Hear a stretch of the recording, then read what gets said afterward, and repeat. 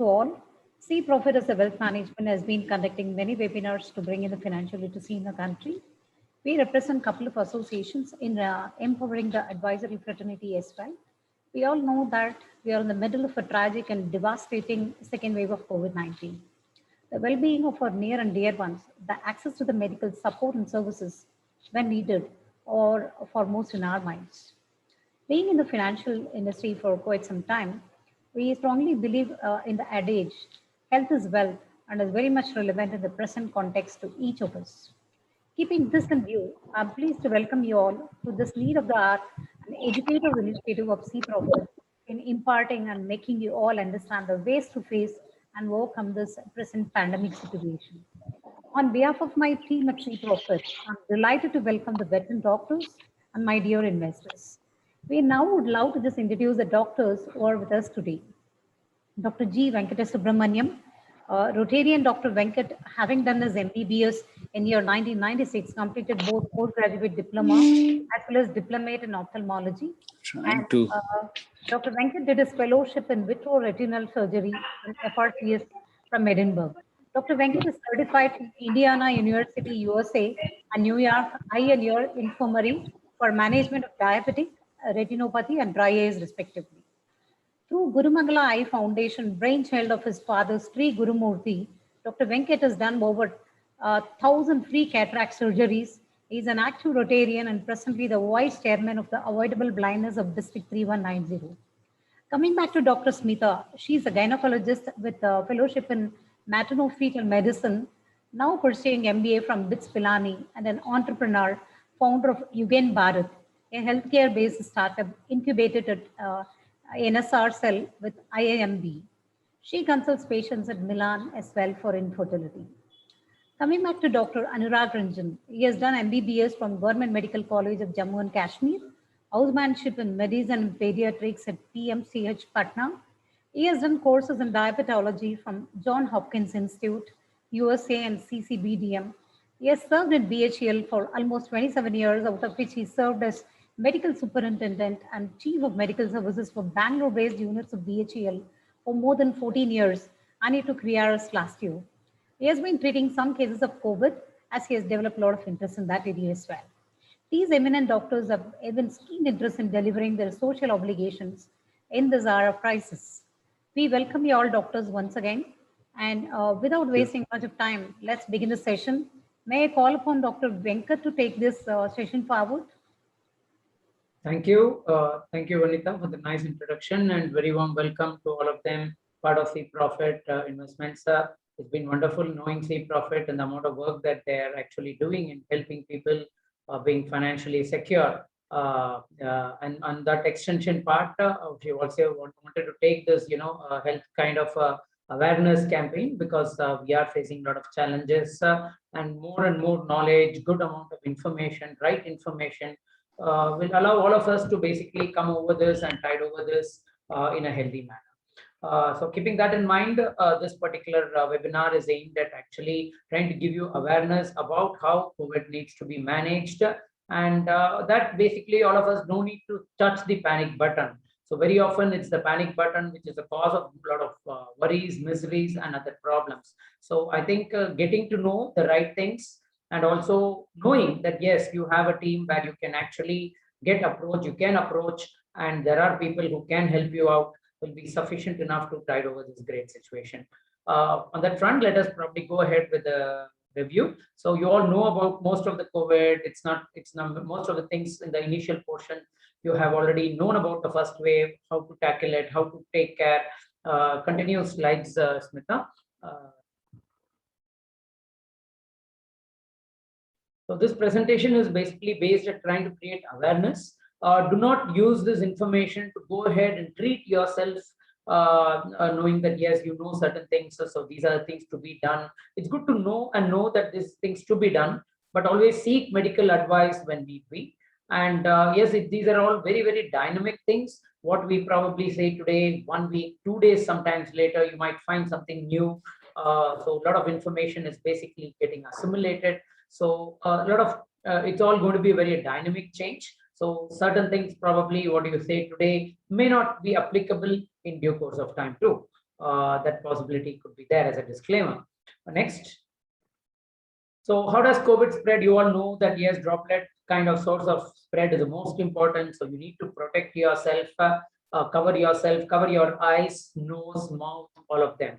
So when I say basically, the first wave, we had major challenge was basically, we said only masking.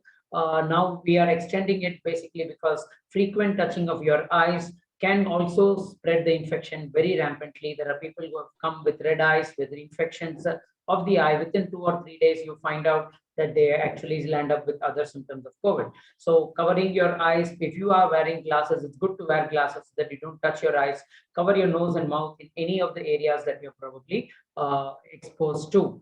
When you're probably in indoor areas, now that's one of the key things which you need to take care. Ensure adequate ventilation. When we say ventilation, ensure that you have good amount of air which is going in and coming out. Keep your windows open so that there is a good amount of circulation of air coming in.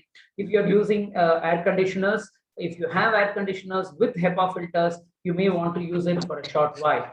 Even that, we do advise that you better keep the AC on just before you actually enter the room, or if you're having your sleep, you want to keep the AC on during that time. It's good to keep the AC on for some time, allow the temperature to cool down if you wish to, and then off the AC later on, and then keep it intermittently on rather than as a continuous course. If you don't have HEPA filter in your ACs, it's better to avoid it as much as possible. Also keep the current of the AC away from you, directed away from you. Let it actually go to the ceiling. Let the current hit the ceiling, and it basically just allows the circulation of the air to come in rather than it coming and hitting you directly. When you're probably next slide. If you're probably dealing with people in closed quarters, in conditions where you're probably having people around who could be infected, you need to basically take extra precaution and ensure that you are masked up very well. Symptoms like any other illness, like your any other viral illness, just start with fever, cough, sore throat. Sometimes sore throat is not very common in the second wave. Fatigue and tiredness is a very, very key point here. There are many of them who will come up with the first day symptom of just a kind of a tiredness, body ache, general malaise, which we say, difficulty to do things. I cannot probably sit and work for a long time. I feel like going and lying down. I'm kind of feeling a kind of a headache. There is something, a dull headache, which is continuously going on. Some kind of a general body pain. So this general feeling of tiredness is something which you need to recognize very well early, and then identify that with other symptoms if it is there. And yes, if do you have some kind of shortness of breath and difficulty, some of them just present with these two symptoms. They already have had COVID for 30 days, no other symptoms, and suddenly develop these two symptoms drastically. So you need to watch out for these two things. Next. There are other symptoms very strangely which we get, like previous we do get people with sudden loss of smell and taste. Yes, that is a very characteristic kind of a symptom. If you have those, they say even don't need to do RT-PCR. It's almost guaranteed that you are positive.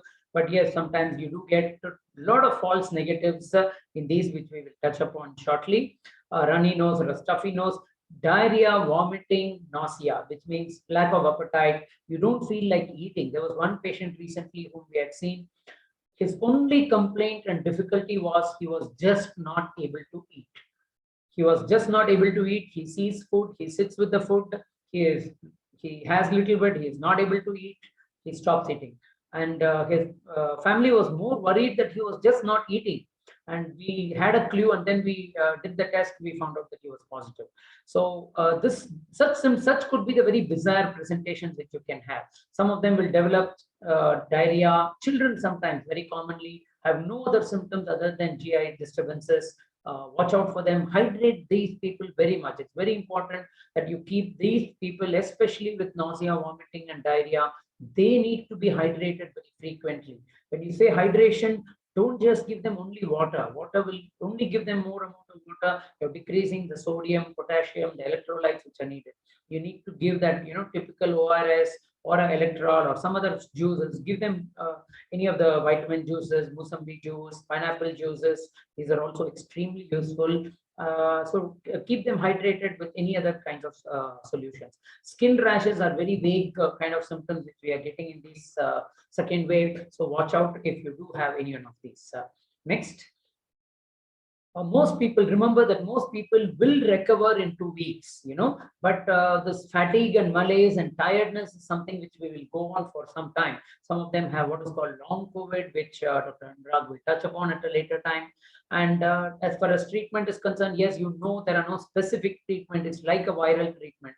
So you need to start your paracetamol, keep it with you if you do have it. And yes, sometimes we do add other antibiotics like azithromycin. Sometimes we do suggest you to take an ivermectin tablet, which is given more as a kind of a prevention.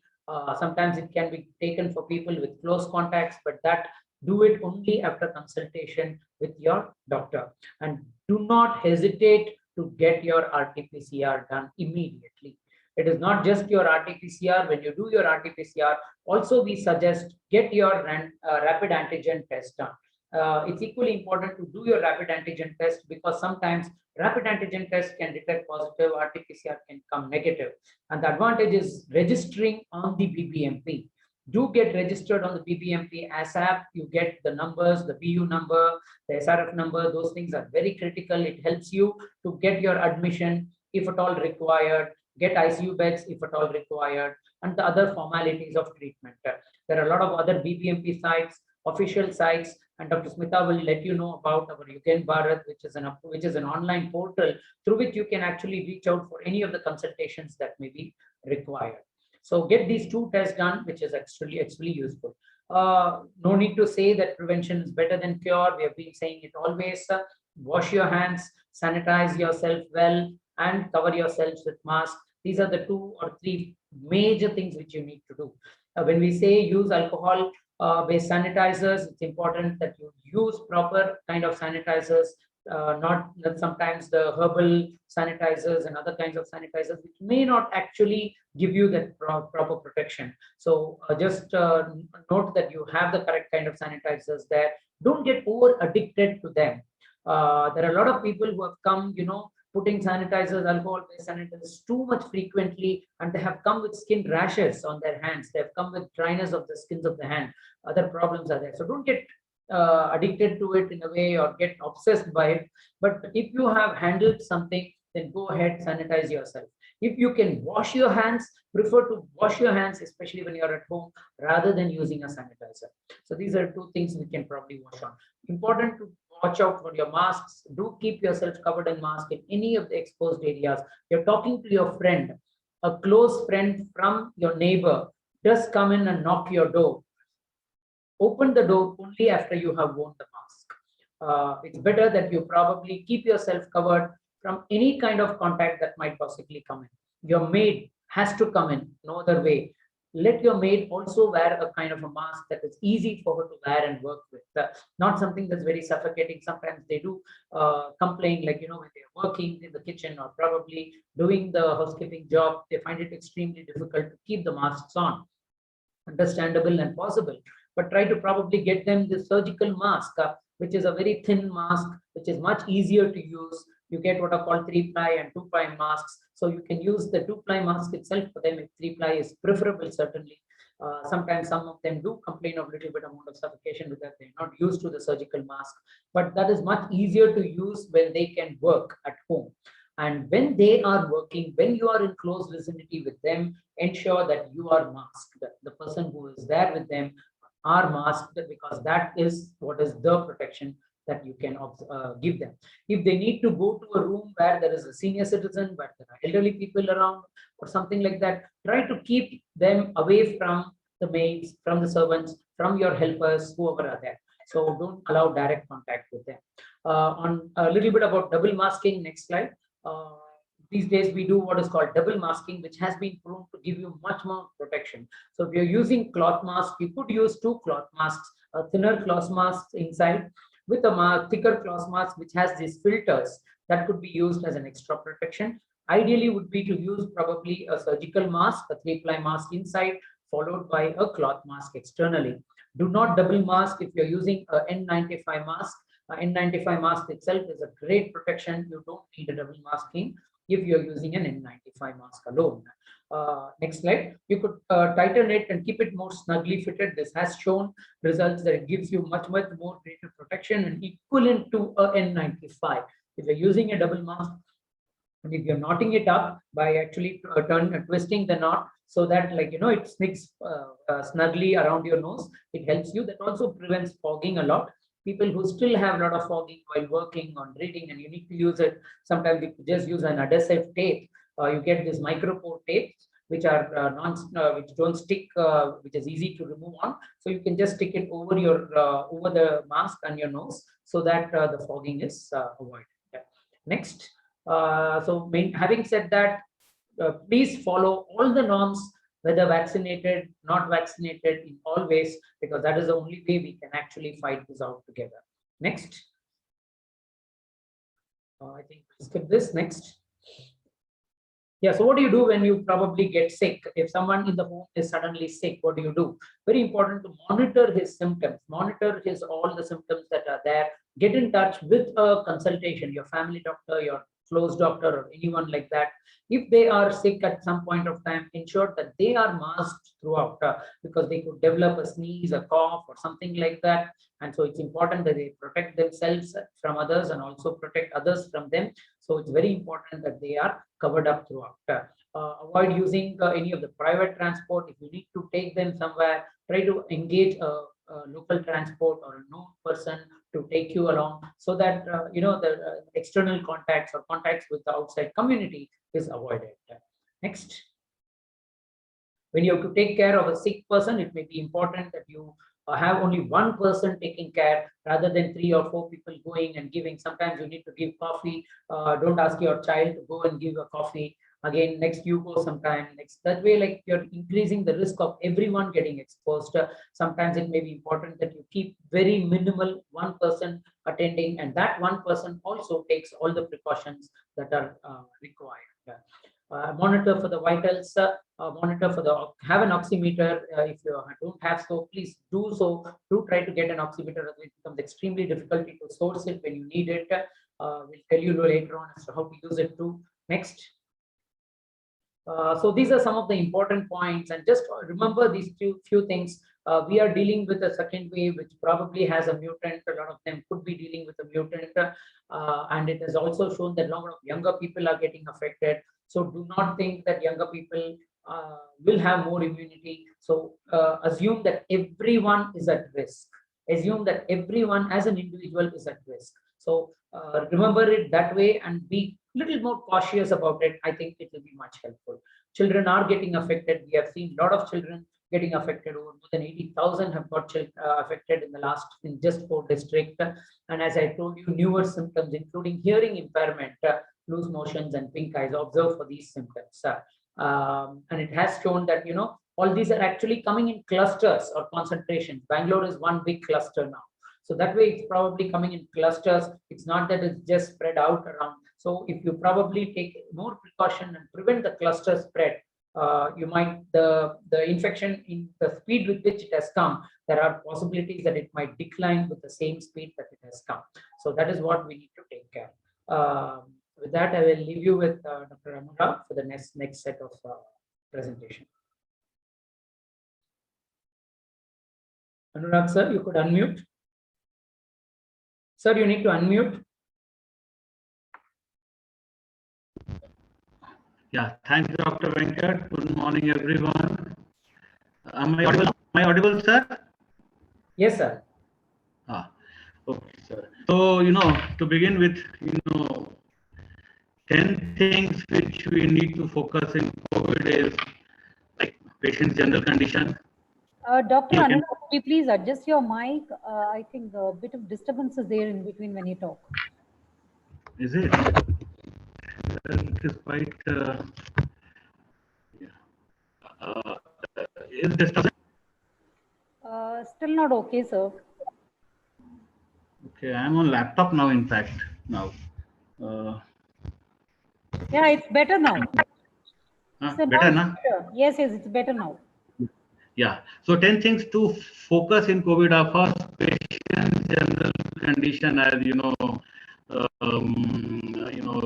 pulse, skin mineral, and then symptoms like fever, increasing trend or stable or decreasing, and it has to be correlated with the day after symptoms. That is also very important. His age or her age, vitals, other vitals like pulse and heart rate and blood pressure, sugars and so on, comorbidities, whether he is diabetic or hypertensive or CKD or any other thing, oxygen saturation, day of disease after symptoms, which I said very, it has its importance.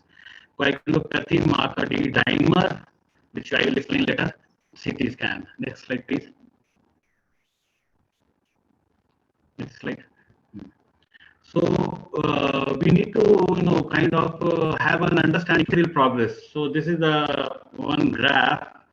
When actually the infection happens, generally symptoms start within 5-6 days, though it varies from 1 day to 14 days, and it generates a diverse range of clinical manifestations ranging from mild infection to severe, accompanied by high mortality in patient with mild infection. Initial host immune response itself is capable of controlling and curing the infection. In severe disease, excessive immune response leads to organ damage, intensive care admission, or death. The viral load peaks in the first week of infection, after which it declines, and by 9th day, in fact, it goes away. Immunity, immune system picks up by 7th day, the antibodies making, and it picks up by 7th day and peaks by end of the 2 weeks. So accordingly, we have to go. Next slide, please.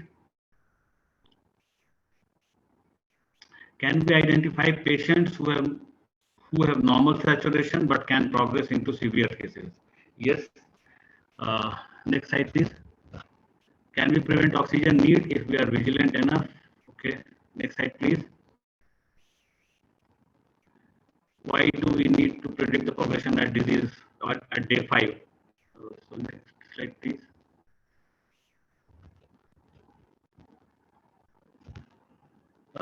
In previous slides, I think those things were not shown. Anyway, to identify signs of progression, patients with normal oxygen saturation,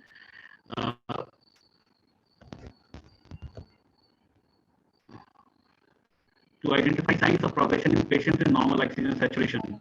Dr. Anurag, even now your audio is not so clear. Okay, now is it clear? Have I to? Yeah, now it's pretty clear, sir. No. As timely to identify signs of progression in patients with normal oxygen saturation, key management, as timely steroids and anticoagulants have a very important role. The next slide, please. Yeah. So clue 1, when we go, this day 3 and rather day 5 is very important. We look for inflammatory markers, that is CRP and D dimer. CRP normally 0 to 5. If it is more than 10, it's significant. If it is more than 20 or 25, it is definitely, points towards more severity of the disease. Am I audible now? So you're audible, but I'm of the feel like if you talk slowly, it is audible. If not, it is not. If not, it is too much of disturbance. Okay, so inflammatory markers, though there are many inflammatory markers, but initial stage of the disease, we focus on CRP and D dimer. CRP normal range is 0 to 5. More than 10 is significant. More than 20 definitely points to more serious condition. Accordingly, we have to act. D dimer more than 1.5. Doctors, help actually, just because I think a lot of disturbance is there when Dr. Anurag talks. So could you try it with hands-free? That'd be better. Or actually, I'm on laptop now. In fact, for that reason only. Earlier, I was not on laptop, but I was not able to. It was getting discharged fast, and these things were very small. No, whenever you talk off the slide, it's very clear. Acha, only during slide it is not coming. I don't know. I tried to speak slowly also. I tried to speak slowly also. So अभी बढ़िया आ रहा है sir. आ रहा है sir, बढ़िया आ रहा है sir. Vanita, on that note, when we end, on a lighter note, you should ask Anurag to sing. He's a great singer, Excellent. amazing singer. Okay, better I would have. Anyway, sir. So now, am I audible now? How is Very much that? audible, sir. Yeah, you're very much audible now, sir. So as I explained again, CRP and D dimer we focus on the day number 5. CRP normal range uh, 0 to 5, and more than 10 is significant. More than 20, we have to take note of that very much and act accordingly. D dimer more than 1.5 to 3 times normal is definitely significant, and it's to be repeated every 48 hours. So next slide, please. Clue 2. See, all we are talking is about day number 5, how the disease is progressing. High grade fever, especially after fever means inflammatory response. Watch for fever increasing trend. If the high grade fever, that is 103 degree Fahrenheit without paracetamol and 101 degree Fahrenheit with paracetamol is persisting, it's a sign of deterioration of the patient, has to be taken, viewed with some seriousness. A good indicator when we cannot get, this is also very important, and we can understand when the CRP facility, when the lab is not there or it's very crowded, then with the pattern of the fever we can understand about the condition of the patient, whether it is okay. So now clue number 3, that CT scan for patient with fever after 5 days, high spikes or CRP and D dimer high.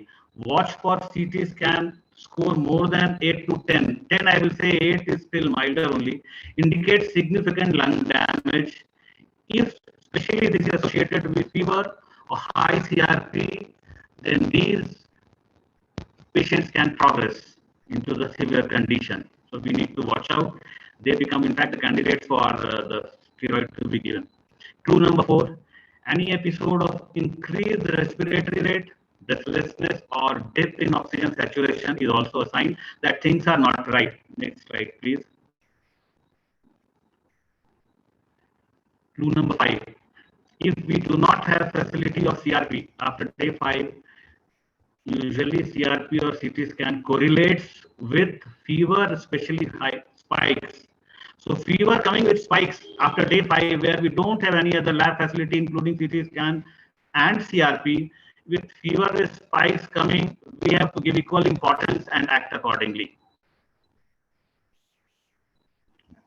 And another specific thing is clue 6, 5% fall in oxygen saturation after 6 minutes of walk is also considered very significant and has to be taken cognizance of accordingly. Next slide, please. Why this important? Patient who can progress.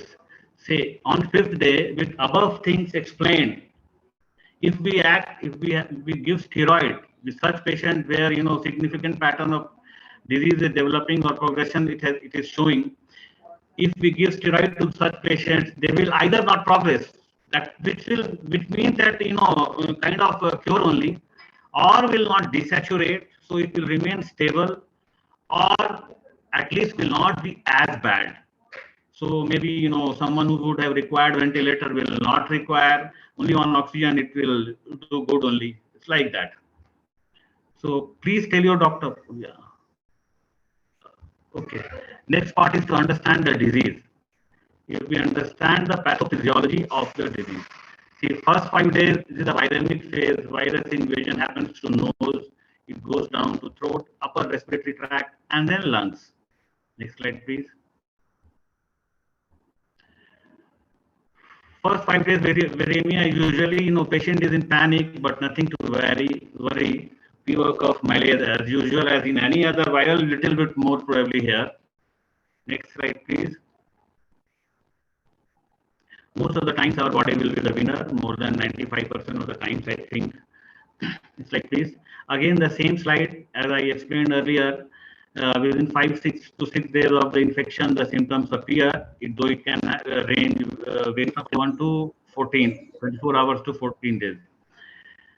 So it generates, okay. So fifth day, what is so important?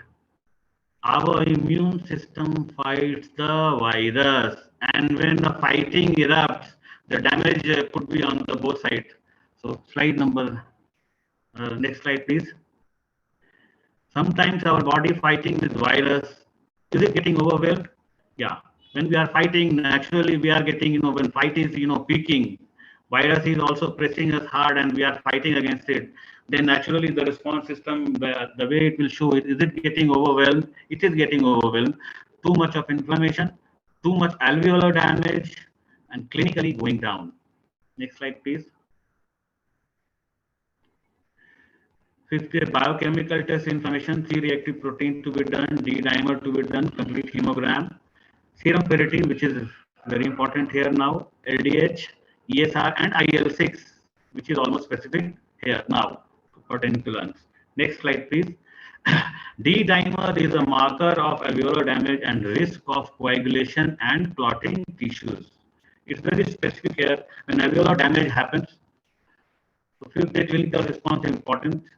High fever, taking more proteins than so now clinical response we have to look into. If high fever comes with more, when we have to take more, or the patient has to take more proteins than earlier. Anything untowards or not normal, breathlessness, respiratory rate varying, oxygen saturation varying. Even one episode of breathlessness, dip in oxygen saturation, increased respiratory rate is to be taken seriously. Next slide, please. See, when alveolar damage happens, as I explained earlier, D-dimer goes up. So anticoagulants we have to give.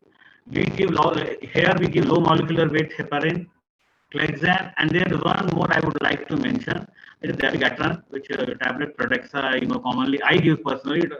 Tablet Pradaxa 110 mg BD for 14 days. So that I feel very good. And this happens because wait a minute. Because of the red clot and not white clot. Many, I think, believe in giving aspirin and clopidogrel. That is not going to work here. Let us be very clear about that. It is a red clot, not a white clot. So we have to stick to low molecular weight heparin, Clexane, and dabigatran specifically. And then now clinical response will be very high fever, oxygen saturation, HRCT, and of course when CRP is more steroids. Hello, Prashasti. Yeah.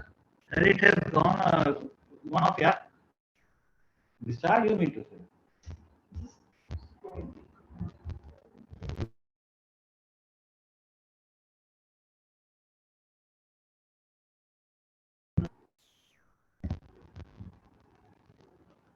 Yeah. So Yes, doctor, this, please proceed. yeah. This treatment is now in severe patients. Depends on clinical judgment of doctor and hospital. One is remdesivir. We already know remdesivir is in controversy more than its impact for its price. I feel remdesivir we give more out of hope than out of conviction, because there is nothing specific, no specific medicine for corona yet. So remdesivir is being given, and probably it shortens the recovery of patient by 1 to 2 days. It can be given only in the viral replication phase, after which it has got actually no role. So within the first 10 days of that, it has to be given. Maybe on some patient, it might be acting, but still, it's not worth the price. People are nowadays calling 40,000, 50,000, any amount they want. Okay. Next is role of plasma therapy in daily. Lot of convalescent patient who had COVID. The convalescent plasma was given. The data was not collected properly. But that's yet it works. And get the antibodies done on 5th, 7th, and 10th day. If antibodies are not there, then plasma is to be given. Plasma therapy is to be given. So hopefully doctor will take care admission needed. Okay, next slide.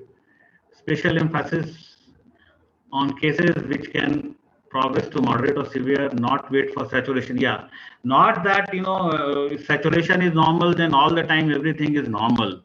If suppose spikes of fevers and all are coming, inflammatory markers are going up, CT scan is deteriorating, score is deteriorating, then we can think still in terms of admitting the patient or hospitalizing them. Next slide, please. So now there's a thing, even after the COVID is over, sometimes the story is not over yet. And that is called long COVID syndrome. So what remains that, even after 2 to 3 months, certain things remain like cough, diarrhea, palpitations, loss of smell and taste may persist, inability to focus or concentrate, which is called brain fogging, sore throat, hair loss, mood swings, sleep difficulties. So there are no medication. There is no medication to prevent long COVID. However, some suggested measures that may help include: consult your health professional about your symptoms, including mental health symptoms, if any. You may require counseling. Ask about possible outcome of the symptoms. Yeah, he will explain. He will give you at least the positive, vibes, so that you should remain hopeful. And you should be, in one day or the other. It has to go. Keep a log of your symptoms and track the progress and recovery. Seek information on how to manage your symptoms. Be aware of the possible symptoms that may need urgent. Okay, so that fogging that and all, if it deteriorates further, dizziness and all comes, then you might require hospitalization and all. And whom to contact in case of emergency, SOS. Okay, next slide, please. Next slide, please. So, That's it, Dr. Anurag. now, If you want to sum up as I some think, key yeah. points or something. Now I will hand. You need to sum up. Dr. Anurag, I think that still there is a kind of disturbance in your audio. Fine. I think I will sum it up. Yeah. Could you please take over? Dr. Smith, you can take over. Yeah, thank you, Dr. Anurag. I do understand there were some technical issues. So I thought I can sum up a little bit for you all. The moment you start with symptoms or there's some history of exposure, please get yourself tested as soon as possible.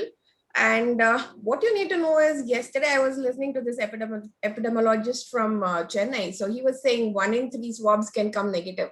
So it's quite huge. So you need to be wary that even if your swab is negative, you had exposure or you have symptoms, please be watchful, seek consultation with your doctor. It can be a teleconsultation. Just keep on a follow-up. Maybe you may need to require to do the baseline blood parameters like Dr. Anurag said, the CRP, D-dimer and other tests which are more indicative of your disease. So if the fever is not settling despite, paracetamol, you have high grade fever of 101, 103, then you need to be watchful. And I think pulse ox is something which all of us can buy and keep it at home, the pulse oximeter. So I would suggest that all of you have it and don't wait for an nth moment to buy this pulse oximeter. Keep it at home, and if possible, if we have time, we can share a video later on how to, check your saturations with a pulse ox. And you don't need to panic is all that you need to know. And you need to consult your doctor, keep in touch with the doctor, and keep monitoring your vitals from your end. And 90 to 95% of these COVID mild moderate symptoms can be treated at home. So only 5% need hospital admission or ICU admissions. So there is no need to press the panic button. So going forward, I think I'll talk about the myths and facts of COVID-19, because all of us are worried what, when, and how much of it is true, how much should we rely on. So yeah, just give me a minute. Yeah. So COVID-19 vaccines, are they safe? Because we've fast-tracked the vaccine production. We really want to know if it is safe, because normal vaccine production time is 10 to 15 years. Here we have done it under 1 year. So is it really safe? You can be rest assured all these vaccines have gone through phase 3 trials and they're reasonably safe. So you don't need to be worried about it. The second question that you all can have is, can we get COVID from these vaccines? In fact, it is false that you can get COVID from the vaccine, because these are all dead vaccines and they do not in any way increase your susceptibility to infection. They are in fact protective. So some people would be over optimistic that I've just recovered from COVID. Do I really need to vaccinate myself? But please remember, there are a lot of new variants, the double mutant, like Dr. Venkat brought out rightly, which is very dangerous. And that's responsible for the large population being affected in the second wave in India. So I would suggest please go in for vaccination, even if you had COVID-19 infection. You can go in for vaccination within 3 months from the infection. And in fact, if you have taken one dose and you've got some infection symptoms within that one dose, and then you're wondering whether you should go for the second dose, please wait for a 10-day window period, delay it by 10 days, but do take your second dose. And the third scenario that we always will have is like, I've got one COVID vaccine from Covaxin. Like yesterday, we were discussing again with Dr. Anurag, Dr. Venkat as well. So if we don't get the same brand vaccine like Covaxin and Covishield, ideally not recommended, but in the current situation, please go ahead. And initially there were these debates that in between the two vaccines, the longer the gap, the better the immune response. But all over the epidemiologists are now saying, please take your second shot as soon as 4 weeks. Do not delay, because only this can break the chain of the pandemic. Vaccine is proven. And I think the virologist from US also confirmed it, that Covaxin is quite good against the double mutant strain. It is showing good response. So I think the only way is go ahead and vaccinate yourself. The other myth is fatality rate of COVID-19 is so low, so I do not need to be vaccinated. I think this statement is disproven with the number of cases and mortality we are seeing right now. There is no need for mask wearing and social distancing after COVID-19 vaccine, which is not true in any sense. So please do maintain 6-meter distance and double masking, like Dr. Venkat said, which is very important. Even if you don't have a double mask, even your regular 3-layered cloth mask is good enough. So make sure it is a 3-layered one. The single-layered cloth masks will not be helpful in any way. And here I would like to emphasize, like, the mask is on in public places, but when we meet our trusted sources, like when we meet our friends or family members who are visiting us, we have to be careful. Do not remove your mask in those situations as well, looking at the current scenario. Will the vaccine alter your DNA? Definitely not, because it's just an mRNA vaccine and it only acts on your peripheral immune cells and alters your immune response. It doesn't alter your DNA by any chance. So people with underlying conditions need to be all the more vaccinated. So do not be apprehensive that I have diabetes, I have hypertension. In fact, these are the people who need to be vaccinated at first. And though there were some queries about immunological disorders, people with immunological disorders, should they be taking?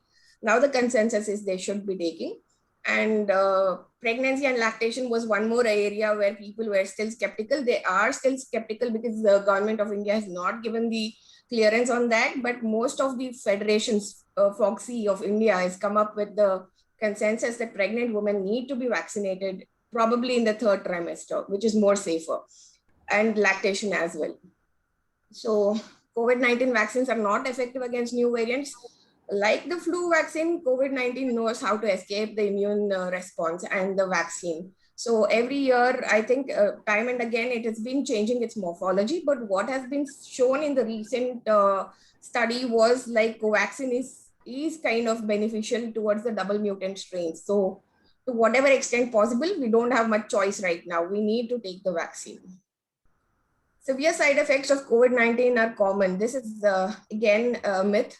So less than 0.02% of the people have severe side effects, which could be anaphylaxis. This is a very rare complication. That is why the first dose of the vaccine is given in a hospital, or so that there is an emergency response in case the patient has severe anaphylaxis. But you do not need to go with the fear in mind that you're going to have a severe anaphylaxis. It's less than 1 in 1 lakh. So it's as remote as that.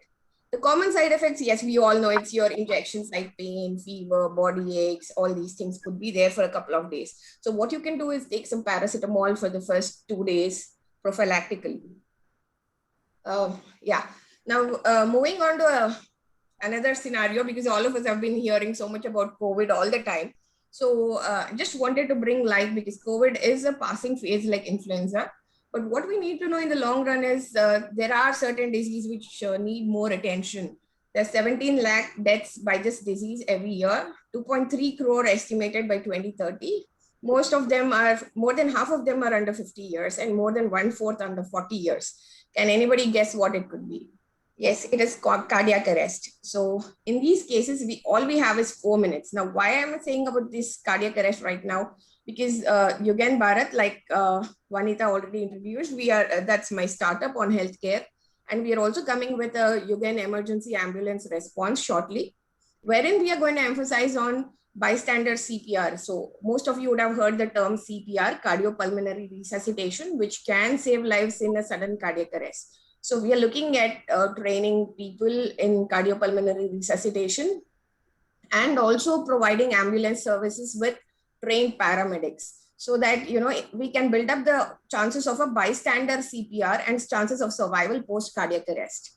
So this is our startup, which is directly from the healthcare professionals. And we are glad to be incubated with NSR Cell, the Women Startup Cohort 3 through IIMB. So I think Ms. Rupa Venkat is, I don't know if she's available today, but she's my co-founder. And I think we've come up with this teleconsultation, home testing, ambulance service with trained paramedics. And we are also associating with the Unnat Bharat Abhiyan through IIMB. And we are also participating, looking at community health campaigns. So if you really need any help with COVID care centers in your campuses or in your, if any one of you have any such concepts, we can help you liaise with the necessary medical team and we can help you with the supplies. So we also look at holistic health. So it's a mind-body connect. So what you need to know is all the diseases lie in your mind. So the fear of COVID is traumatizing us more than the illness itself. So please do not panic. And I would say with that, I would end my talk. Yeah. Yeah, that's pretty great, doctors. And our investors are all participating along with their families. That is something that was our request to them. And I'm sure your words have given us enough oxygen and mental confidence to wade through this current situation.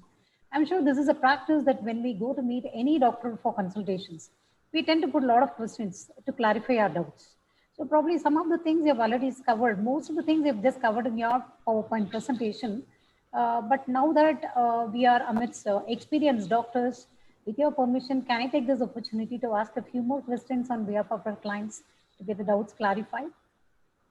Yes, sure. Yes. Okay, that's great. And most of the things, as I said, you have already covered. And let me take upon few questions from the question pane first. And I have a question.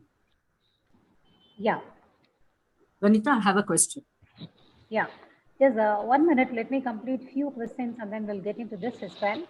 Okay. And Ms. Aruna has raised this. Can you suggest a brand for oximeter? Dr. Venkat, could you answer this? Yeah, there are a lot of brands available. Some of them are not very, very reliable too. Very difficult. Sometimes getting an oximeter in these times is extremely difficult.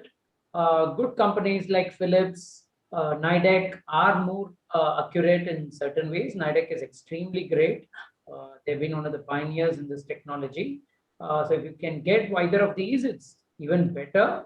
But sometimes getting them may be difficult. So better to get something better than nothing. So that is there. Most oximeters are reliable in a reasonable range of 1 to 2. Values. So therefore, it might show 92. So it may be maybe 91, maybe 93, but that's all right. So you will at least get the trend that is probably going on. So do keep an oximeter with you that you can probably get as early as possible. And when you need to use an oximeter, as we said, we will try to share a video with you through the links through Vanita at a later time. We don't have a slide on that now, but do ensure that you are checking the oximeter ideally in your middle finger. This is extremely important because it's a combination of circulation coming from two sides. We have what is called the radial circulation, the ulnar circulation. So you get circulation from both sides. So therefore, your oximeter reading or the oxygen saturation that you get by checking in the middle finger is more reliable and represents the true value. Sometimes you can get higher value in your thumb or your index finger, but your middle finger may show slightly lower value. So it's important to get the most lowest value or the most reliable value. So therefore, doing it in the middle finger is extremely important. And try to Dr. keep it Ankit, straight. again, Do not bend your finger. Do not bend your finger while taking the oximeter reading. Do not keep your wrist also bent. Ideally, it's better that you keep it straight like that and take the reading. And do that 6-minute walk test, which is extremely useful when you are actually having any of these symptoms. So in a 6-minute walk test, you take the pulse oximeter in a seated position. You see the value of the pulse and the pulse rate as well as the saturation value, write it down, and then have a regular 6-minute walk. It's not a run. It's not a over brisk walk. It's just your routine walk which you do probably if you want to move from one room to the other room. So don't exercise yourself for 6 minutes and then check it. What you need to do is a routine 6-minute walk in your house from one end to the other end. Just have a kind of a casual, in the sense, plus a normal walk which you do.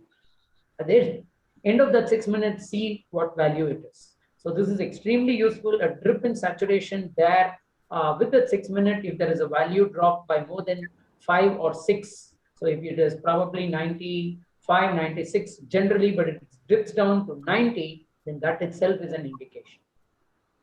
Doctor, actually, just we as patients would always ask silly questions.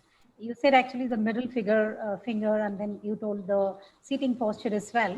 And is it the right hand or left hand? Which is something. Yeah. Ideally, it is your dominant hand. The circulation to your dominant hand is likely to be more. It actually doesn't make much amount of a difference, but some people will experience a little better circulation in their dominant hand. So it may be better that if you're a left-hander, it may be good to take it in your left hand, middle finger. If it is right hand, middle finger. But ideally, statistically, there should not be much amount of a difference. Yeah, I have a question to Dr. Anurag. No medication for long COVID is what you said. So you mean, is it under research or people working on this? Definitely, all around the world, people must be working on it, and it must be going on at a very frantic pace. But still, this thing is such that it takes millions of dollars and lot of time, and still you may not be sure. This remdesivir, how did it come up? It was first of all made for hepatitis B, but there it failed miserably. Then it was tried for Ebola, where it met with some success. That is how it got tried for this COVID thing, and probably some amount of success it may have got, at least in reducing the stay of the patient. So we should, and then this tocilizumab, which is a monoclonal antibody, it has come up. So again, tocilizumab also is not, it has not been made for this COVID, for some other thing, probably Ebola or hepatitis C or hepatitis B, whatever. But they thought, let us try here, might be working to some extent. So COVID-19 thing, specific antiviral may take its own sweet time. In fact, Cadila also came up recently with pegylated alpha interferon, which they call it vaccine, but I know interferon as a medicine only. Whatever it may be, they show that it's showing some good response, and it is some 70%, 80%, whatever. But I think that till now it's not much in use. So I believe, while similarly the story of that oral medication favipiravir, which was tried for some other hepatitis B only, probably there it didn't meet with much success. Here they are giving, and I feel sometimes we give just in the hope that it might reduce. It might be doing something on a few patients, but definitely medical fraternity all around the world, they will be working on it. Scientists will be working on it, and they will come out with some kind of specific antiviral. But how much time will it take? No one can predict, in my opinion. Again, there is a question just which has just come from Mr. Amit, who asked, is dexamethasone a substitute to remdesivir? No, actually, no. See, dexamethasone is something which is not a substitute. It's a steroid. Remdesivir is an antiviral. Dexamethasone have to be given to a specific, kind of patients, or spike in fever on 5th day onwards, or CRP level going shooting up. There it means, what we call cytokine storm. There it plays a very specific role, and in fact, it plays a greater role than remdesivir.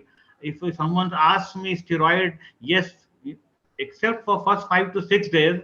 After that, first initial viremia phase, one should not give a steroid because it may in fact enhance the virus load. But if after 5th day or 6th day, the inflammatory markers like CRP have gone up significantly, or fever with spikes are still coming, the dexamethasone plays a great role in saving the life, or at least reducing the need for oxygen, or in some cases obviating the need for the ventilator itself. Yeah, Some cases only. actually just the question is, what is the meaning of this inflammatory markers? Yeah. See what happens when we, get invaded from outside, what body doesn't recognize.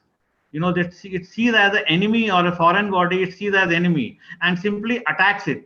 In the process, what happens, there are many inflammatory markers which go up.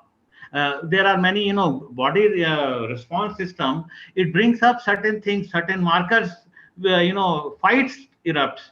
So cellular response happens, there are T cells, B cells, there are complicated pathways, outcome of which is certain markers coming up, which are, they indicate that, okay, inflammation is happening inside the body. One of those is CRP, C-reactive protein, IL-6, D-dimer, and there could be others. It's like that. So that shows that body is trying to resist or fighting off the enemy, but in the process, it is also getting damaged. That is how these markers are showing up. Okay, thank you, sir. And Dr. Smita, the question goes to you. And 90 to 95% of COVID could be treated at home, you said. How can we take care at home? Yes, there are two things. One, yes, there is an empirical goal of, for whatever feel good factor, we still believe in some amount of steam inhalation, hot liquids, natural sources of vitamin C, like, your amla or kiwi or whatever you can have.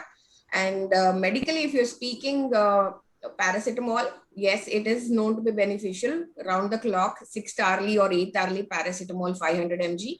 Along with it, definitely there is, if you are having a tendency to cough, azithromycin is the preferred antibiotic, 500 mg once a day for 5 days. And along with it, some cetirizine supplements to keep your, allergic response at a low. And definitely role of steroids after consulting your physician. There is, what you can additionally do is bring home and keep this Budicort inhaler, steroid inhalers. They are shown to be promising, especially something what you can do before it worsens, before the disease worsens. So these are some first aid drugs which you can keep at home. Get some cetirizine, get some paracetamol, azithromycin, and like I said, Budicort inhalers. So this should be good in your first aid kit. That's great. And again, Smita, actually just what if a person has cough and should they get tested? Let's assume that he does not have any other symptoms. And how do we find it is a normal cough or something related to COVID only? Ms. Priyanka asked this question. Yeah, so for this, I think Dr. Venkat showed it excellently that the 5-minute walk test, get your pulse oximeter at home, walk for 5 minutes and look at your pulse ox saturation. If your saturation is dropping along with your persistent breathlessness, worsening breathlessness, I would say, yes, go in for testing. I mean, even if your swab is negative, seek help. You may need a CT to rule out lung involvement, because most of the cases you may not have a fully clear picture where you're swab positive and then your lungs get affected. So don't delay further help. Seek help through a doctor, and he will decide whether he can do the inflammatory markers and then decide whether you need a CT scan. That's great. And Dr. Venkat, Ms. Aruna is raising this question. We read that virus can be transmitted via sewerage pipes in apartment bathrooms. Can you please throw some light on whether this is true, and if so, how to protect? Or upper floors more susceptible is what she is asking.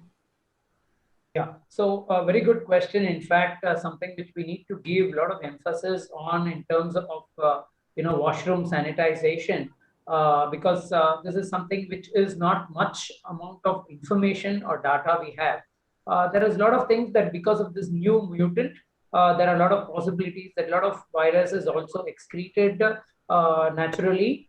So therefore, we have a lot of people with GI disturbances. So there are possibilities of the virus being passed on through fecal matter also. So as a part of that, basically the sewage could be a big source of little bit contaminated virus. So it's important to have a good amount of a washroom hygiene and maintain good amount of safety as far as norms are concerned. That is why we even emphasize that if you have a patient who is at a risk of having COVID, or anyone in the family who is already at risk or is under treatment, so have a separate toilets for them, so that there is no mixing of the toilets. So because that could be a source of contamination, it's important to use and flush with good normal water at the end of every use, because it's we do not know, most of this STP waters are not very sterilized kind of solutions. They are STP generated, especially in apartment complexes, including where we stay. So it's extremely sometimes anoxic. So it's important that we use good amount of water, flush, and keep a safe hygiene as far as the washrooms are concerned. Use a spray, use a Dettol spray or something like that frequently. So it's important to take that extra little step and be careful about it. Wash your hands very well. That's the key. Wash your hands, wash your hands. Dr. Smitha, what precautions to be taken after fever coming down in 4 or 5 days while taking home remedy? What should be the next course of action is what Mr. Venkatesh has. I would say even if you've had fever for 4 or 5 days, very essential that you have had an online consultation with a doctor. Follow home remedies along with the prescription that your doctor has given. And day 5 to day 7, don't neglect, repeating your blood parameters. All you need to do is be vigilant, repeat certain inflammatory markers, which Dr. Anurag also mentioned. So these are the ones which need to be kept. So the parameters in your blood are normal, then your chances of going into any further worsening is very less. So it's always better to look at it before things get bad, because once things get bad, there's no looking back in COVID.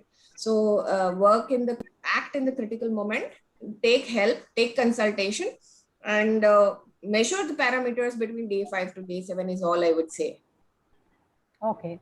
And again, actually, just what do you advise on nasal spray vaccination is what Mr. Ramesh Rao raises. I think it's pretty promising, because it is the only live vaccine which is being worked on. It is again being done by the manufacturers of Covaxin.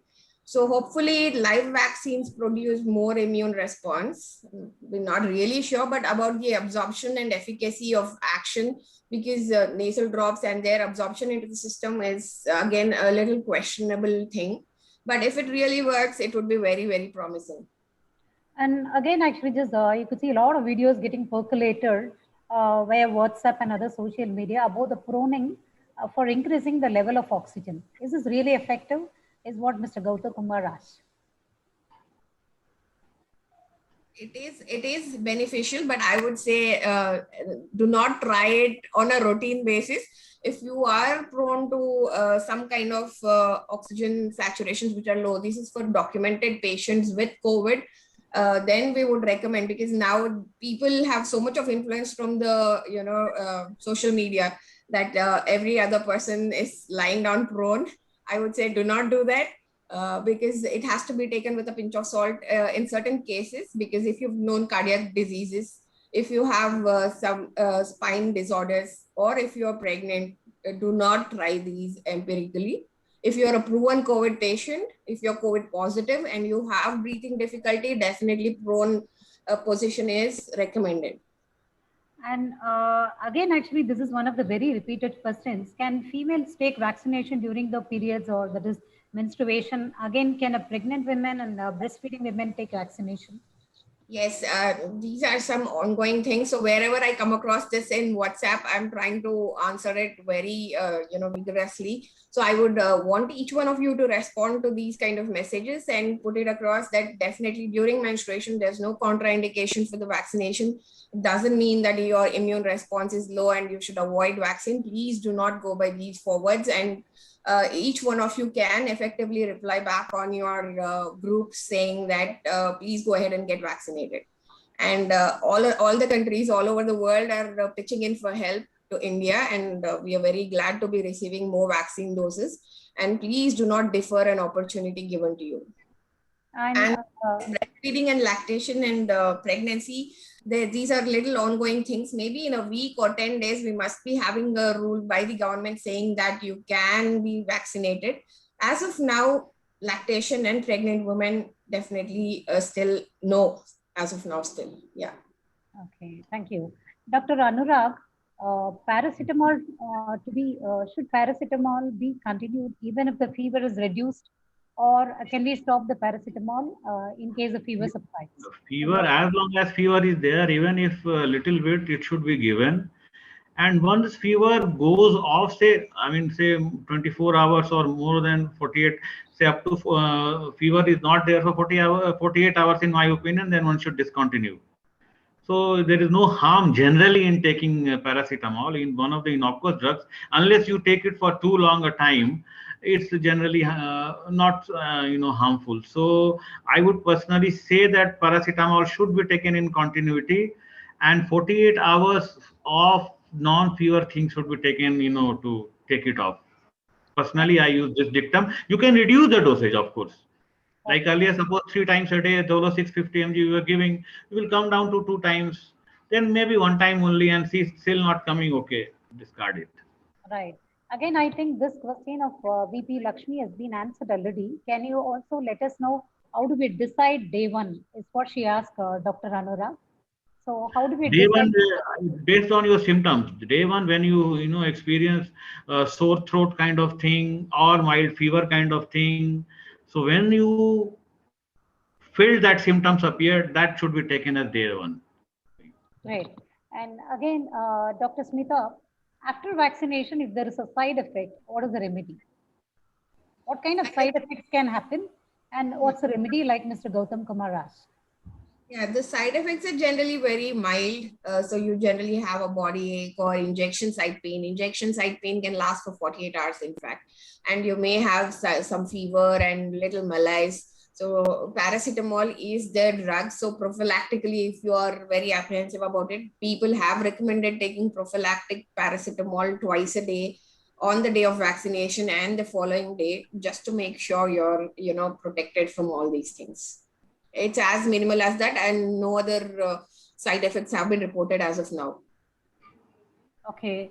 And again, actually, you have already just patients who are either have diabetes or BP, and should they need to just stop their medication, stating that, okay, when they are going to get vaccinated, should they need to stop their medication? Dr. Smita? Yeah, there is no need. I think like Dr. Shiv Prasad also reiterated it yesterday, there's no need to stop any of your medication. There was initial doubt about people on anti-platelets and other things for intramuscular injections. So, but it is no more a contraindication. Just that the injections have to be given cautiously in patients who've been on antiplatelets or anticoagulants. That's it. Yeah. And Dr. Venkat, actually, Mr. Vinod asked this question. People are now buying oxygen condensers. Please advise on this. The oxygen concentrators or whatever is used basically to have some kind of a store for oxygen if need be. There is a kind of a panic buying there in a great way. So the prices are just shooting up because there are a lot of people asking and demanding it. So which is creating a more hue and cry around. So if you actually have a very elderly person or who is already compromised in some way, someone with a cardiovascular problem or already having a respiratory problem, breathing problem with some time, and yes, whether COVID or not, they might probably help and get support by having an oxygen concentrator. For those people, I might still say go that extra foot and try, okay, getting one because it may be needed tomorrow also. That kind of an advice. But don't get into this panic buying that, as of now, everybody is fine at home and you just want to go ahead and buy a oxygen concentrator. On the contrary, probably if you are living in a community kind of a setup, like probably, where we live, myself, Smita, all of us live together, we're even looking to try and get some oxygen concentrators or supplies or something like that for the community. So, if you probably are staying in a small community, it could be 20 flats or 30 flats, or smaller areas where all of us probably, if not you, somebody else in the community benefits out of it. So then it makes sense to pool together and then have a kind of one concentrator, so that at least for an emergency, it's helping someone at a small time. But don't get into a panic buying state. Yeah, that's but it is helpful. It is no doubt helpful.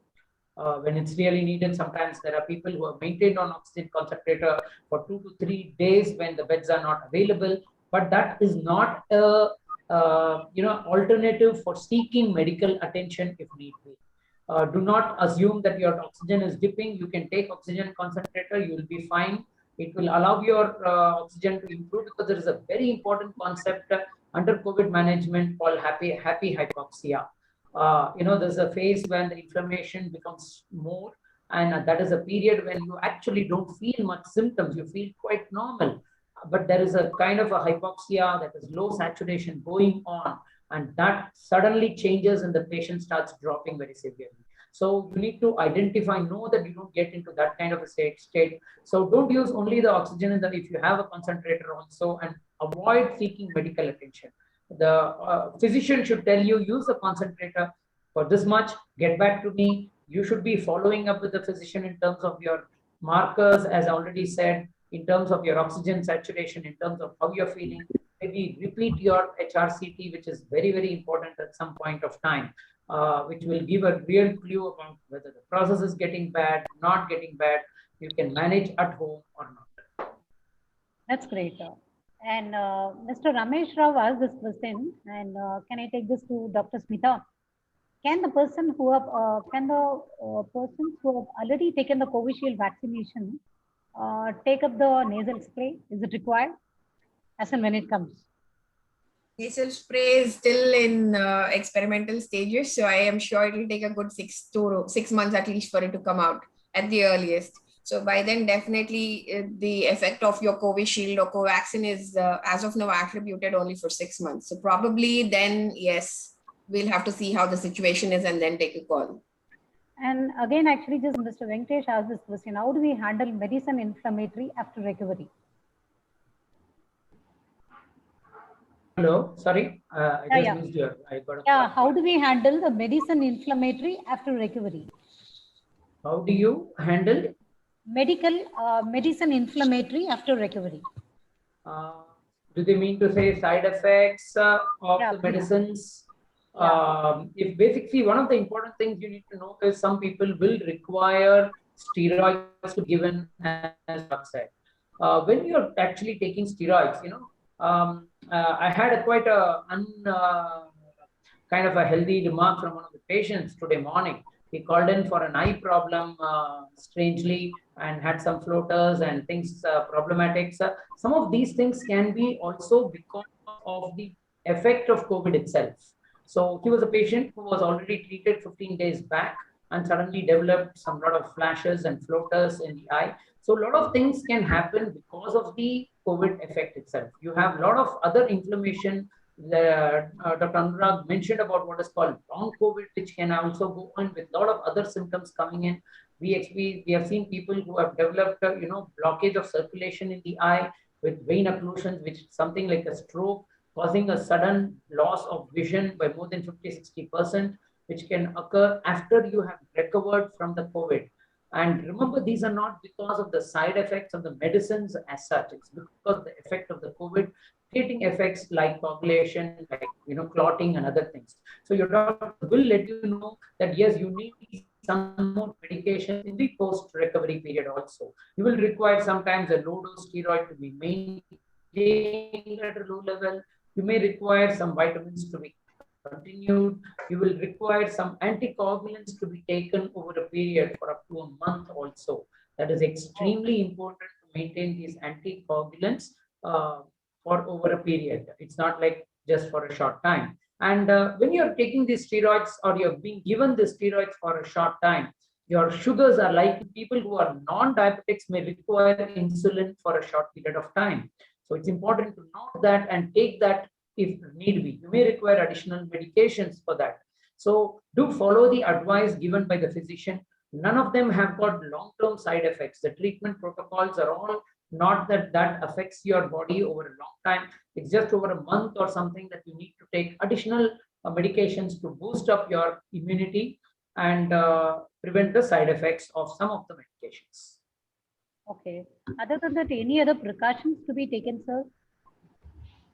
Precautions in the sense, get back to mild exercises. Some of them I've seen, they recover, and the moment they recover, there is that pseudo feeling of having recovered, and they now have a feeling I have got a lot of antibodies also now. Bindas now, like jao बाहर जाओ घूमो फिरो खेलो कुछ भी करो हाँ मुझे तो कोविड अभी फिर से नहीं आएगा. So that's a very, very wrong assumption to have, because as Dr. Anurag said, this long COVID is something which can affect you as late, and it can come, and there are people who have developed severe depressive problems, getting what is called this brain fog, and affecting them even 3 months down the lane. So it's important to gradually build up yourself. Remain talking to people. That's one of the best ways by which you can keep yourself engaged. Remain talking to people, catch up on a social conversation, do hear to a lot of music. These are ways by which, or do something that you like, or which is basically very passionate to you. So that's the way you need to inspire and bring in that positivity inside you, and take the physical activity in a slow, staggered manner. Don't go out and don't get into kind of heavy work exercises, gymming and other things immediately, because that way your immunity will drop down and you may develop other complications too. Yeah, that's great. And Dr. Anurag, I just had a patient call just now, just while on this call. Young patient, 36 years old. It's more than 14 days since he has had infection. Now it's almost like he has recovered, but suddenly his saturation has fallen down. He's out, he's discharged, he has come back home, and then now his saturation has started dropping, and now again they need to go back and readmit. So that's why it's important that even if you may be discharged, but you may be discharged because you're relatively safe to be discharged. That practically doesn't mean that you are totally fit. You need to keep observing yourself and get back to your physician if there is a necessity. Again, Dr. Venkat, there is a question from Anju Gadia. When you say the 14-day quarantine period, it starts from when? From first day of symptoms or from the day of the test report? See, ideally from the first day of symptom, do watch out from your symptom, because ideally even for you to develop the symptom, it has already taken 3 to 5 days before you have already contracted the infection, before actually you have started developing some symptoms in all possibilities. But we generally calculate from your onset of any of the symptoms. From there, keep at least 14 days. I would extend it to another 5 more days extra, because there are a lot of people having symptoms and shedding the virus still a little late too. So it may be good 14 days strict quarantine, and yes, 5 days of little more of isolation with limited amount of movement. Yeah, Dr. Smita, I have a question from Mr. Sachin, who wants to know that can a cervical cancer winner take up the vaccination? Yes, definitely. They are all the more recommended to take it. Okay. There's no contraindication. Please go ahead and take it. Yeah. Okay. Again, can one take vaccine if the patient is on anticoagulant already? Yes, I think we told about it. There is no contraindication. Please go and take it. It's just that some care has to be given while giving the injection. It should be given with probably a finer gauge needle, to prevent any kind of bleeds into the muscle. Okay. Dr. Anurag, I have this question to you. Ms. VP Lakshmi raises this question. My brother is positive and his wife also started having fever since 2 days. Doctors also recommended antibiotics for her.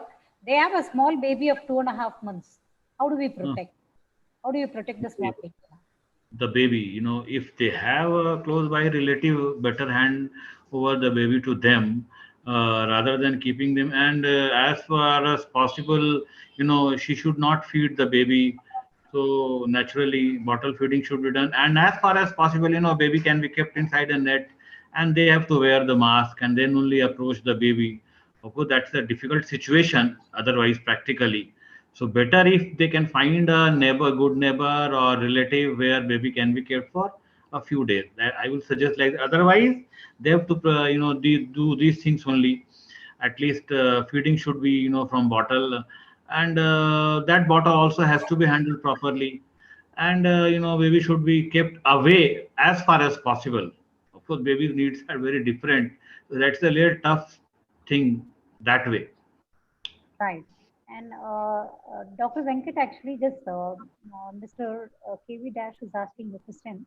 Coming to the root of viral transmission or infection, is it the same as what it was thought to be a year back, or vis-a-vis the waterborne, sprayborne, or more in the roots for this virus? What's the root cause of this COVID-2? So the droplet infection, which comes from the air, which are droplet source of infection, still continues to be the mode of virus. The virus is not something which can come through by drinking water or any other sources. It is airborne, and it is present in a short amount of a cluster in a kind of a closed area. So in reality, when we talk about airborne, it basically means like certain droplets which stay, they can remain suspended for up to a range of almost 6 feet. So it's very important that any area that you are there, if there is a person who is possibly positive within 6 feet, you still could actually develop source of infection, because even if it's talking, the droplets can come up to a range of up to 6 feet. So it is airborne and droplet borne, which is the key area. So that's why masking, it continues to be the main protective mechanism. That's why I've made a little bit emphasis on masking at home if need be, in certain situations, in certain areas. If there is a positive patient at home, then I would really suggest everyone to remain masked up. Yeah, I have a series of questions related to the chances of getting infected again, vaccination to Dr. Smita. One is from Anita. Once a person is infected with COVID, what are the chances of getting the second infection? That's as vague as if I'm walking on the road, what are my chances of getting an accident? So we cannot predict what are your chances. It all depends on how your immune system is, because people after 2 doses of vaccine, when you check their antibodies, which is not mandatory, but people have checked, and the antibody response is very varied. So some people have shown very mild to moderate response of antibodies. Some people have got good immunity. So even after vaccination, that's the reason we are emphasizing, please follow your precautions, use your masks, avoid crowded places. And, I think that's the best way. Prevention is the best way. Yeah. Great. And again, another question is from Mr. Karthik, who says that he has been tested positive after a week of my first dose of vaccine. That is, he got infected after the first dose of vaccine. And should he now go ahead with the second dose of Covaxin, or he needs to wait till the recovery happens? Either ways, the second dose is at least 4 weeks from your first dose. So by then he would have finished his convalescence. So he can go ahead with his second dose as scheduled. Okay. Again, this question you have already answered, but still Ms. Anuradha wants to know from you. At the time of vaccination, should a person avoid their regular medicines for diabetes, BP, thyroid, or if a person is on some antibiotics for some injury, etc.? Please do not avoid any of the medication. Yeah, I think. Yeah. Yes, doctor. I think Dr. Anurag was trying to talk, or someone was wanting. The question was directed at me. Nothing. Nothing. Of course, you were telling you. Please go ahead. You can talk, Dr. Anurag. No issues. No.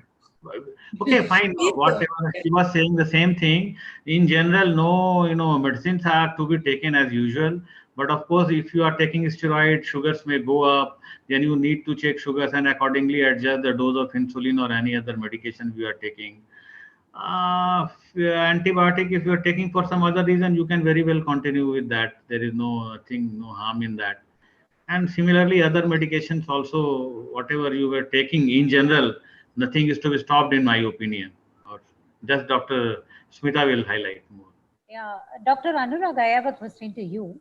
Mr. Venkatesh asked this question as to how do you differentiate from viral or COVID infection, even though both are viral? Huh. Uh, Personally, I feel because I have heard once or twice this, in COVID, the throat, the stridor kind of thing, the voice coming from throat is very typical, very, very hoarse, very, very unusual, which I hadn't heard earlier. This, to my personal experience, I can tell you, because two different people called me having COVID with their sore throat was, almost voice was coming like, very, very different, sounding, kind of a little. So that's the thing, and they will only tell. Other than that, mileage and fever and all could be higher, more fluctuating than the normal cough and cold what we get usual, common cold things and all. Yeah, Sometimes it can be very much similar to that. and Ms. Anju Kadia wants to know, is asking this question as to just why don't you brief on the steps, on the bullet points from the beginning till end, as the voice was not clear. Can you please summarize, as your voice was not clear in between? Okay. So you see, the thing is, COVID, first 5 days, it can, come through nose, then throat, and go down to the lungs. That is one thing how we get viremia. Okay. So first 5 days, viremia virus infection happens through nose, through throat, and comes down to the lungs. And usually we are able to fight off 95% of all, and with mild symptoms and all, it goes off. So, sometimes even symptoms are not there, and we are the winner. And, other than that, whatever different, different range of symptoms can arise depending on our body immune system response and our, whatever strength and all we show. So it can range from very mild symptoms to very, severe symptoms, leading to, hospitalization and sometimes even death. Our immune system fights the virus, and when it fights, then definitely our body, takes some damage, and in the process of damage, too much of inflammation can happen, alveolar damage can happen. CRP can go up. That is one of the inflammatory marker. D dimer can go up. We need to do complete hemogram. Then, what we call cytokine storm sometimes, which happens, which serum ferritin can go up, and ESR, serum LDH are other things which can go up in this. Okay. This is biochemical test. D-dimer is a thing of alveolar damage. Alveoli is the very smallest kind of leaflets of the lung tissue. So which alveolar damage may, it happens, then a D-dimer will go up. And clinical response of 5th day can vary. It can be high fever, taking more crocin. These are signs of worrying signs are these: high fever, taking more crocin than before, anything untoward and not normal, breathlessness, respiratory rate, oxygen saturation going down, respiratory rate going up more than 24, breathlessness happening. But even one episode of breathlessness, dip in oxygen saturation below 92, increased respiratory rate more than 24, all is to be taken seriously. And we would, accordingly, treatment is to be planned. Right, and normally this, after how many days the patient would get back the sense of smell and taste? I don't know if it is documented that specifically for smell and taste, but I feel generally after 14 days, patient is free of symptoms, all kinds of symptoms. So more than, kind of overwhelming, majority, he should be able to get back his smell and taste by the 14th day of the ailment disease. Right, and again, some patients actually they have been taking Dolo 650, vitamin C and zinc tablets. They have been taking since 3 days now, and they say that they don't have any other symptoms. So what should they do? Oh, any other symptom means only loss of smell? Just they have fever. They have fever. If they have only fever, that is fine. They can, as I have been discussed earlier, on day 3 and on day 5, they should get all these inflammatory marker things get done. CRP, D-dimer, IL-6, LDH, all these tests they should take up. HRCT also if required, not otherwise. Cough and all if it is more than only. Otherwise, cough is not required. Then CBC with specifically polymorph neutrophil lymphocyte ratio, because neutrophil lymphocyte ratio of 3 up to 3 is normal. If it goes beyond that, suppose lymphopenia happens, that it shows some serious, kind of prognostic factor for this thing. So it takes all these tests on day 3 and inflammatory markers on day 5 as well. Okay. And Dr. Smita, I have a question. How many days of gap should be there for the 2 doses for Covaxin? Minimum and maximum duration is what Ms. Rohini asked. At this point in the pandemic, there's only one duration. We're looking at just 4 weeks. So please go ahead and vaccinate yourself within 4 weeks. And the earlier consensus for 4 to 6 weeks, the longer the second dose is delayed, was for Covishield. But for Covaxin, it is a strict 4-week cutoff. But there is no sufficient supply of the vaccine at this hour, right? Yeah. In such a case, let's go with the other one which is available. Yes, in that kind of a situation, if it's indefinite that the first dose, whichever brand you've taken is unavailable, then definitely you can go ahead with the next available vaccine. Better to be vaccinated with 2 doses because definitely your immune response is much better with 2 doses. Okay. So because some have been seriously infected and one Mr. Rajan says he was seriously infected and then more than 50 days, that is the gap has been more than 50 days. By today, and can they take up the second dosage now? Will it be of any use now? Probably if he has any comorbidities and other things, I would suggest if he can do an antibody titer.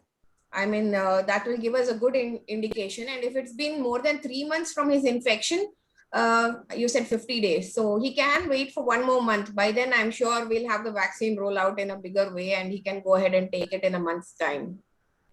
No, it looks like he has taken the first dosage, and after that, actually, just he developed a lot of other kind of serious ailments. Then I would suggest if feasibility is there, just do the antibody titer and see if your antibody titers are good, you could delay it by another month.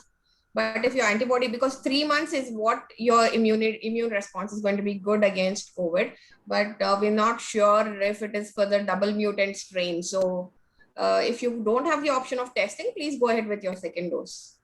Again, there was a previous question to Dr. Anurag stating that both father and mother have been infected and the child is around 2.5 months. If someone else has to just take care of the child, is there a possibility the person who is going to be the attender will catch up with the COVID positivity? No, of course, the attender has to take all the due precautions that maintaining social distance of more than 6 feet from both father and mother and wearing mask of medical thing mask, mostly N95 mask all the time, and sanitizer sanitizing his hands properly. So because, he has to prevent baby also as well as himself or herself from getting it. So all these things he has to maintain or she has to maintain. So the main question is, how can she take care of the baby? In the sense, right? Baby will be much care of the baby. All the normal feeding requirement now naturally feeding has to be done either if someone is secreting milk that woman can give, or otherwise if the baby has to be given bottled milk and other normal way whatever one does for the baby, small baby, that baby, of course baby will seek his or her parents more, that is another issue. So that way he has to be, what to say really. It all depends on how the proper human touch is required. Yeah, since babies cannot be handled with a distance, so if they are really concerned whether if the baby is going to spread to the attender, if that is their concern, babies also can be tested for COVID. So we've had newborn babies whose mom was positive at delivery. In fact, I have section 3 or 4 such women. But then, you cannot really assess based on, because the attenders also have a confusion whether the baby has infection or not. And babies also need to be monitored, not for the fear of transmitting infection, but for their good health. So it is recommended baby also goes through a swab. Okay. And again, actually, just Ms. Aruna raises this. See, just given the current vaccine shortage and heavily crowded vaccination centers, don't you feel actually just it's going to just without the social distancing, it's going to aggravate much? This is a risk which one has to take. I mean, with masks, and as long as you don't remove your mask, you're reasonably safe. So you do not have to worry about it. This is something which is inevitable. In fact, there was this epidemiologist who was talking yesterday, and I heard the whole conversation. So he was telling, in fact, vaccination at home is the best solution to tackle this. but because of fear of anaphylaxis, that is not being approached. But yes, it is in every possible way better to go and get yourself vaccinated, irrespective of the fear factor. Do not remove your masks to eat something or drink something. So avoid removing your mask. Yeah. Again, I have another question where actually this is very common, something related to whatever you told me now. You were talking about home vaccination. So when it comes to home remedies, can I take the allopathic pills and again just simultaneously have that Mata Kashaya something like this? Yeah, sorry. Can someone try both the home remedies as well as the allopathic pills simultaneously? I don't think there's a harm in trying whatever helps the best, because all of our conventional Ayush medication or Indian Ayurvedic medication has had some scientific explanation. Though, if you ask me at this point of time, being an allopathic practitioner, I should resort only to allopathic on personal grounds. I would recommend an overall sense of well-being. Yes, the symptom relief is much better when you drink one of these ginger-based or tulsi-based drinks or hot drinks. You feel good. Basically, it's all about helping your immunity. Definitely, I wouldn't deny the expertise of our ancestors who worked so hard on Ayush medication. But homeopathy is something I would say no, because they contain steroids. So I think if you're taking homeopathy and allopathy, I would say don't mix them, especially during COVID.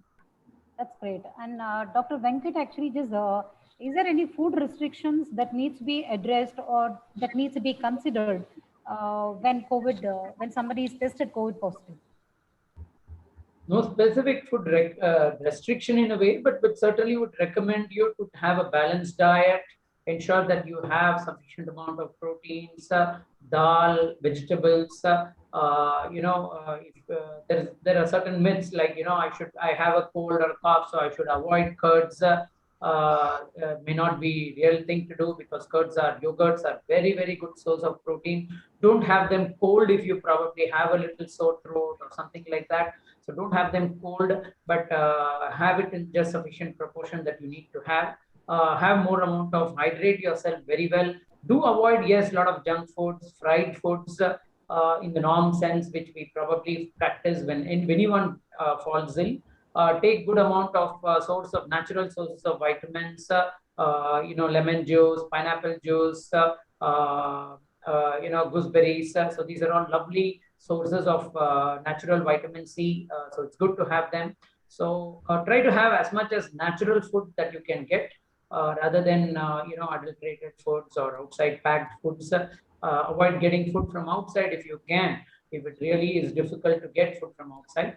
On the contrary, if there is a COVID patient and you don't have a way of providing food for them and needs to be got, there are some specific available home kitchens which are actually listed. As a part of our BNI group, also we had a lot of lists of different people in different areas. Maybe Vanita, you can circulate it to them, so that people who do require any kind of kitchen support, these are specific kitchens which are done at home, and they are given in different areas, and within 5-kilometer area you could reach out to them. They will provide you food which is actually guided through a nutritionist based on what basically is ideally given to a patient. Again, as you raise this question, Paul, maybe just taking up lemon for vitamin C, Anju Gadia raises this question that does putting lemon drops in the nose really help? No, don't do that. Certainly not. We recently had a patient with a problem having put lemon drops and things, and then when the saturation suddenly went down. So none of this is really proven in any way that it will kill the virus or anything. There is a little bit amount of a theoretical value in adding this lemon juice or a kind of these kinds of treatment for your improving your vitamin C, and it also tends to slightly alkalinize your blood. So when there is a natural little bit alkalinity in your blood, it is likely to fight the pathogen slightly better. So that is what is the theoretical value behind it. But directly putting lime drops to the nose, those things are not really proven. People have tried coconut oil to the nose. So these are things do it in moderation without getting it into too much. It may be helpful in some ways, but really we do not know the science behind it. So don't do it in over moderation that it then becomes a problem to you. So keep it into limited that you can probably tolerate it. It's fine enough. But do not assume that you're putting lime juice into your nose or coconut oil into your nose. You will not get COVID. So remove that myth and still follow certain principles that you would like to follow. That's right, sir. Yeah. And I might want to add one aspect which I was on call during the conversation. My friend from Narayana Hridyalaya, who is a part of the COVID care ICU setup there, called in, had a requisition for one of the patients requiring a bed. So he was mentioning about the vital role of nebulization, which Dr. Smita did mention. So we use this Gludocort nebulization. So I think rather than running in to get a oxygen concentrator, people should ensure and make it must that every family has a nebulizer at home at least. This is something much more useful. I would not say that it is mandatory, but it is a very, very small investment. And it may be better to have that as a first main thing in your house, because that helps for many things. Many people right from beginning, you start doing this nebulization with Gludocort and other inhalers that probably your doctor will tell you when if they need be. That alleviates a lot of symptoms and prevents people from deteriorating, rather than probably running in and keeping an oxygen concentrator which you don't know will ever be required at all. yeah, I have Ms. VP Lakshmi asking this question. Do we have online doctor consultation from your team? Ms. Lakshmi, actually this has already addressed by Dr. Smita. Their Yugen Bharat, this thing, team will definitely just take care of the online consultation, and definitely we'll see to that you get connected with the doctors. And again, Mr. Anup Kumar asked this question, which was already addressed by Dr. Smita, stating that both vaccine doses should be of same brand, or can we change it if the other is not available? I think she already answered to this question, stating that if it is same, it is the better. Only in case it is not available, we don't have choice. Again, Mr. Anup Kumar is asking this question: how do we keep fruits and vegetables clean to avoid COVID containment? Only cleaning with water is all okay, or what else should be done? Earlier concept that COVID spreads through surfaces is now ruled out. So you can be rest assured that, by contact or touching, it doesn't spread. It's only by, close contact and droplet spread that it airborne transmission. So it does not happen by vegetables or food. So, but anyway, for hygiene's sake, you can just use your regular water and clean it up. Otherwise, there's no specific instruction like how we used to follow in the first wave. I mean, use disinfectant and clean your groceries or vegetables, and that is not required anymore. That's really very great. And I think the time has just come for us to just end the session with the vote of thanks.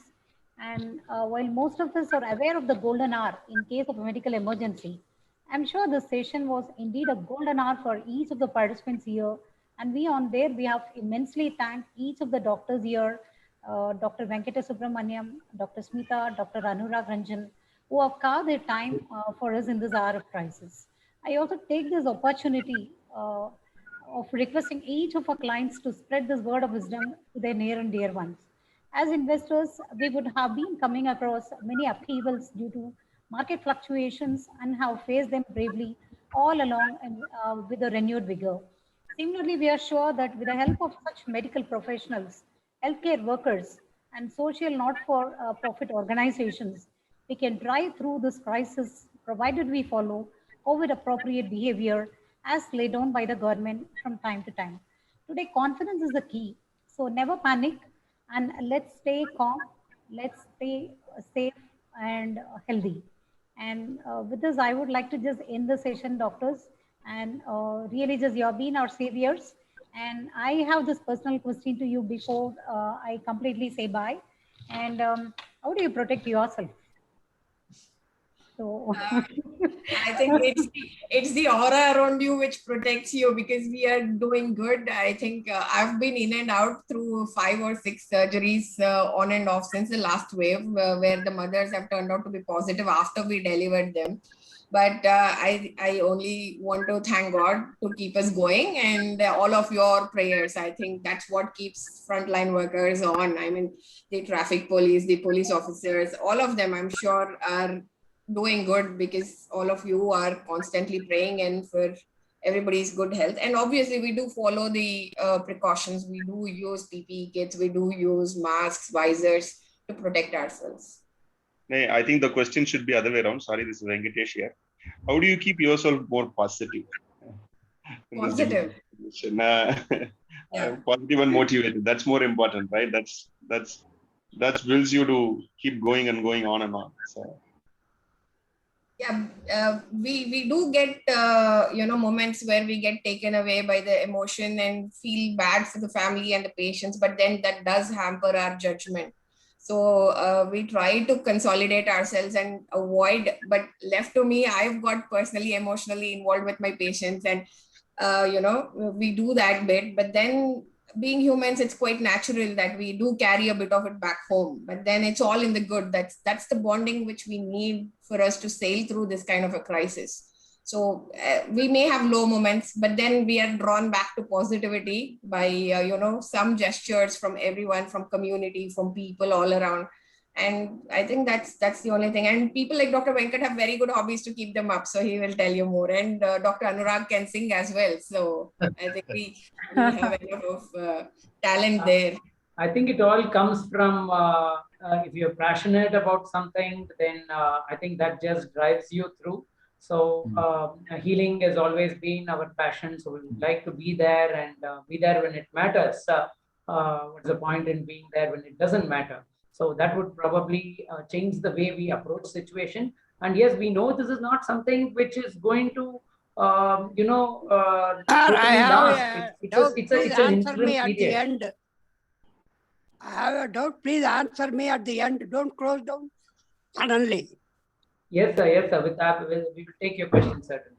So I'll just complete that. This is not the end of it. For many of them, yes, it's been pathetic. There has been loss of people, loss of friends, loss of very close relatives. You're always at a fear factor, basically. But there are very high chances that we need to know that if we probably take all the precautions, be safe, the whole wave may just drop down as fast as it came. So that possibility is very much there. We have seen this example in other countries.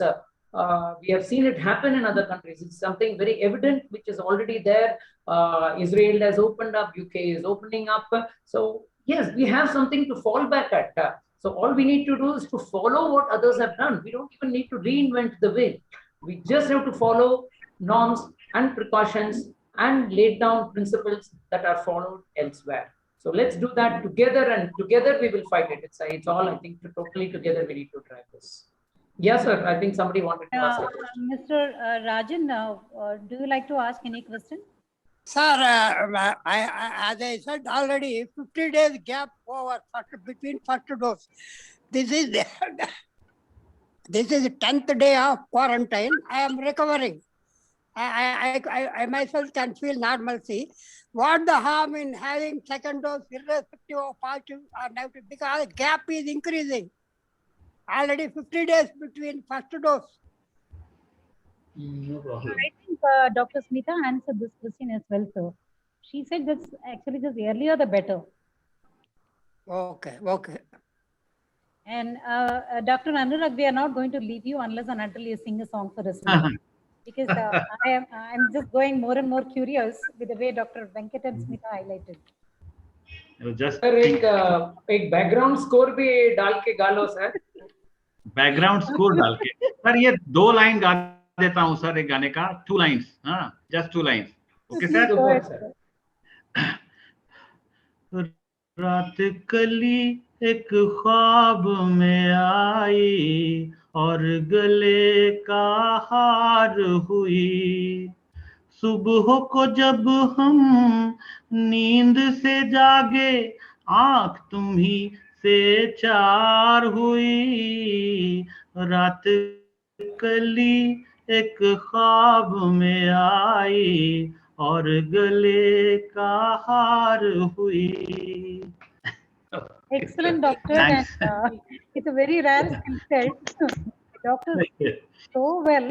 And I'll add one more point now. When you spoke here, there was audio disturbance. When you Yeah. sang, actually, just even the audio loved you. Clear.